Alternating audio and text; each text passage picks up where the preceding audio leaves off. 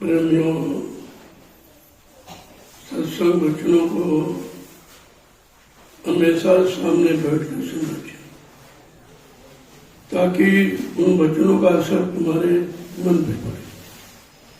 तो ये मन अपने गुनाहों को कबूल करे कि मैंने कितना अच्छा किया, कितना बुरा किया, कितना पाप किया, कितना पुण्य किया, कितना सुख किया, कितना असुख किया। वैसे ही मन किसी से मानने वाला नहीं है। इसने बड़े बड़े ऋषि मुनियों को, योगियों को, महर्षियों को, ब्रह्मचारियों को धराशायी कर दी। ऐसा ये शैतान मन हमारे सबके मनुष्य मंदिर में रह रहा है। न हमने अपने आप तक इसको निकाल पाया है, न इस पर कोई कंट्रोल नियंत्रण ही कर पाया। और ये मन बराबर मनमानी किया करता।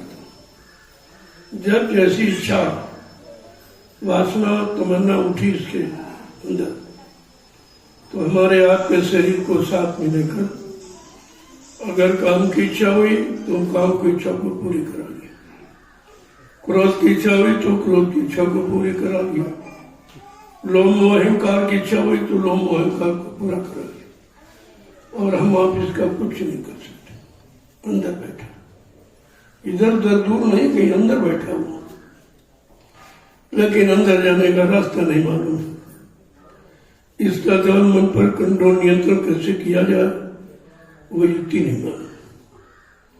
बगैर इस युक्ति के तो भक्ति हो ही नहीं सकती, और बगैर के भक्ति की शक्ति नहीं मिलेगी, और बगैर शक्ति की मुक्ति नहीं मिलेगी। इसलिए मन पर कंट्रोल करना अति आवश्यक है।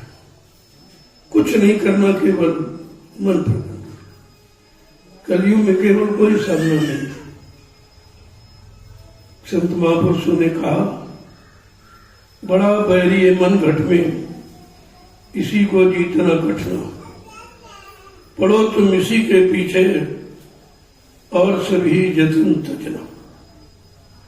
जितने भी शारीरिक इंद्रियों के जत्न कर्म है, उनसे मन कंट्रोल नियंत्रण में किसी को नहीं हुआ। न ऋषि मुनियों ने तपस्या करके कंट्रोल कर पाया, न योगियों ने योग साधना करके कंट्रोल कर पाया, न अवतारी शक्तियों ने मार काट हिंसा करके कंट्रोल कर पाया। इसलिए संतों ने स्पष्ट कहा, जिन्होंने मार मंडाला उन्हीं को सूर। सच्चा सूरवीर वो है जो अपने दुश्मन मन पर कंट्रोल करे, नियंत्रण करे, अपने बस। मारने का मतलब अपने अनुसार चलाओ, अपने अनुसार बना लो। मन तुम्हारा कहना करने लगे, तुम्हारे अनुसार चलने लगे, ये मन का मारना। तो कहा कि जिन्होंने मार मंडाला उन्हीं को सूर। सच्चा सूरवीर वो है जिसने अपने असली दुश्मन मन को मार दिया। लेकिन ये किसी ने बताया नहीं कि हमारा दुश्मन कौन है। कहेंगे दो पड़ोसी ठीक नहीं है, कहीं ये ठीक नहीं, वो ठीक नहीं है। ये कभी नहीं सोचते हो कि हमारा मन ही ठीक नहीं है। ये बुरा ही क्यों सोचता है, ये अच्छा क्यों नहीं सोचता है, ये गलत काम करने की प्रेरणा क्यों देता है, ये शुभ काम करने की प्रेरणा क्यों नहीं देता। जिन्होंने इस पर नियंत्रण रखा वही सच्चा सूरवीर है। वही सूरमा मन पर कंट्रोल नियंत्रण करके अपनी आत्मा को जगा के परमात्मा से मिला सकता है। कितना कठिन और कितना सरल है। अगर सदगुरु की बात समझ में आ जाए, उनके इशारे, उनके वचन अगर समझ में आ जाए तो देरी कुछ नहीं। केवल समझने की देरी है और समझकर अपने जीवन में उतारने की देरी। मन को उसके अनुसार चलाने में देरी, उधर से कोई देरी नहीं। देरी हमारे आप में है कि हम उस चीज को कर नहीं पा रहे, हम मन को राजी नहीं कर पा रहे। वो हमको राजी करके अपनी इच्छाओं की पूर्ति, तमन्नाओं, ख्वाहिशों की किया करता है, लेकिन हम परमार्थ की पूर्ति के लिए कभी उसको मना नहीं पाते। इसीलिए महापुरुषों ने बड़े स्पष्ट शब्दों में कहा है कि प्रार्थना अर्चना वंदना किसके लिए करो? मन के विषय भोगों की इच्छाओं के लिए नहीं, रात पार धन दौलत मान सम्मान अधिकार पद पत्नी बाल बच्चों के पाने की नहीं, अपने समर्थ दाता सदगुरु दयाल से मन पे रोक लगाने की प्रार्थना करो कि मेरे बस का तो नहीं है। जब ऋषि मुनि नहीं रोक पाए, योगी नहीं रोक पाए, ब्रह्मचारी नहीं रोक पाए, अवतारी शक्तियां नहीं रोक पाई, तो कहा ये मेरे बस का नहीं है कि अपने मन को हम कंट्रोल नहीं करते। बस इसी की भीख, इसी की प्रार्थना हमें आपको करनी चाहिए। यह है सच्ची आध्यात्मिक उन्नत पाने की प्रार्थना। लेकिन हम सब शरीर के इंद्रियों के भोगों की प्रार्थना करते रहते, राज मिल जाए, पाठ मिल जाए, धन मिल जाए, दौलत मिल जाए, औरत मिल जाए, बच्चे मिल जाए। कभी आप ये नहीं कहते कि हमको प्रभु मिल जाए, या प्रभु पाने की युक्ति, या प्रभु के जानकार संत महात्मा फकीर मिल जाए तो हमारी आत्मा का कल्याण हो जाए। हमेशा आत्मिक कल्याण की बात सोचनी चाहिए, लेकिन हम कभी नहीं सोचते।